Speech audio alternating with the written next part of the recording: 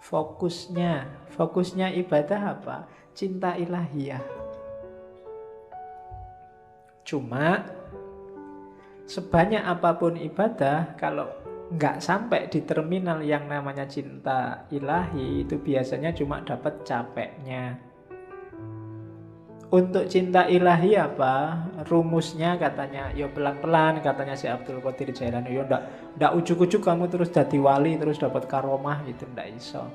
Jadi pelan-pelan. Yang pertama apa? Diperangi dulu nafsu hewaninya. Nafsu hewaninya itu biasanya nafsu yang sebabnya kita sendiri. Hasrat, keinginan, dan seterusnya. Rakus, tidur berlebihan, males, itu musuh paling besar dalam dirimu. Kalahkan ini dulu. Kalau mengalahkan dirimu sendiri aja tidak bisa, jangan harap dapat cinta ilahiyah. Kalau ini sudah menang kamu dari dirimu sendiri, rakus, males, sudah menang, jadi sudah hilang kualitas, baru kalahkan sifat sabu'iyah. Sabu'iyah itu sifat kebuasan. Biasanya keluar. Kalau itu tadi kan ke dalam.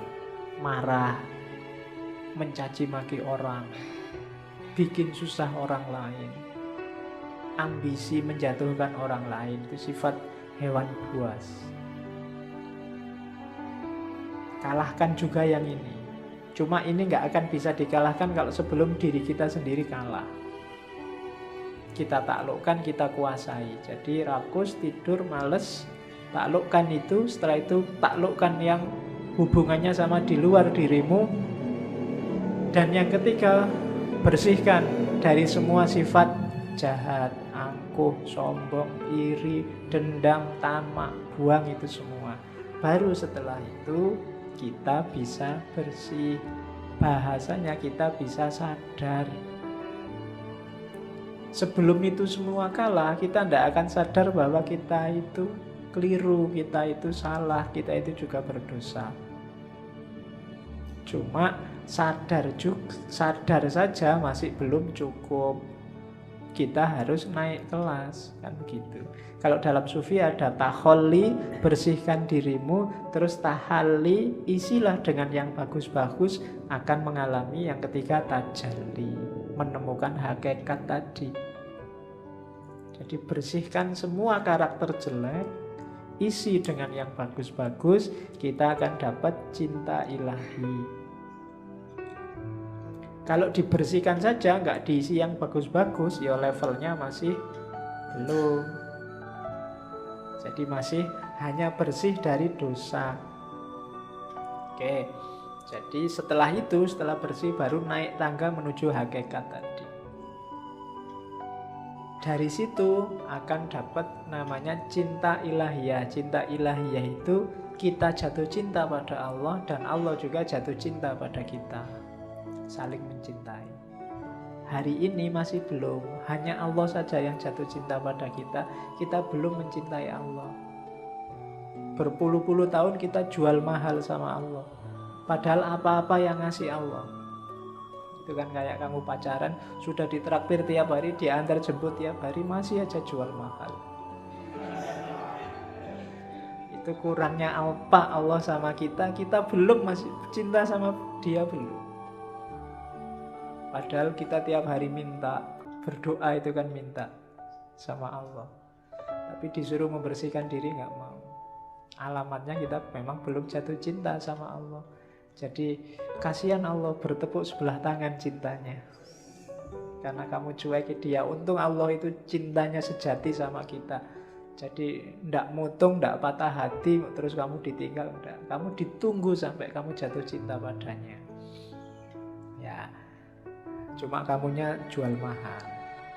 Saya ndak tahu kapan kamu sadar bahwa terlalu mahal kamu menjualnya sama Allah. Turunkan dikit lah harganya. Oke, ya kan? Apel sehari 5 kali. Itu pun waktu apel kamu cuek.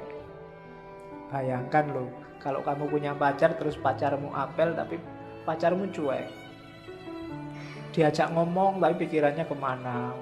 lihat kemana-mana, tidak fokus sama yang diajak ngomong, itu kan tidak enak. Dan tiap hari Allah kamu gituin. Waktu kamu sholat, pikiranmu kemana-mana, tidak merasa sedang berhadapan dengan dia. Itu kalau manusia biasa sudah nangis-nangis itu, sudah minta putuskan saja aku. Cuma Allah tidak, karena Allah sangat sayang pada kita, Rahman dan Rahim. Maka ini tipsnya dari Syekh Abdul Qadir Jailani. Terus setelah itu rumusnya apa? Untuk ibadah, wujudkan tasawuf untuk menggarap batinnya. Ini juga ada di Sirul Asror. Tasawuf itu apa? Tasawuf itu kan dari 4 huruf. Ta, sod, wawu, sama fa. Taknya itu taubat, perbaikan diri di level apapun, awalnya harus taubat. Taubat itu menyesali kesalahan yang lama, kemudian membangun diri dengan perbuatan-perbuatan yang baik. Itu taubat, harus taubat dulu. Kalau merasa benar terus, orang yang selalu merasa benar itu biasanya berat kalau disuruh taubat. Dia merasa sudah full, wis apik, wis bener, ndak mungkin salah aku. Berarti wong sudah merasa paling benar, ya ndak mungkin taubat sudah. Maka katanya Syekh Abdul Qadir Jailani, levelnya pertama, mau melakukan apapun yang baik, syaratnya harus taubat.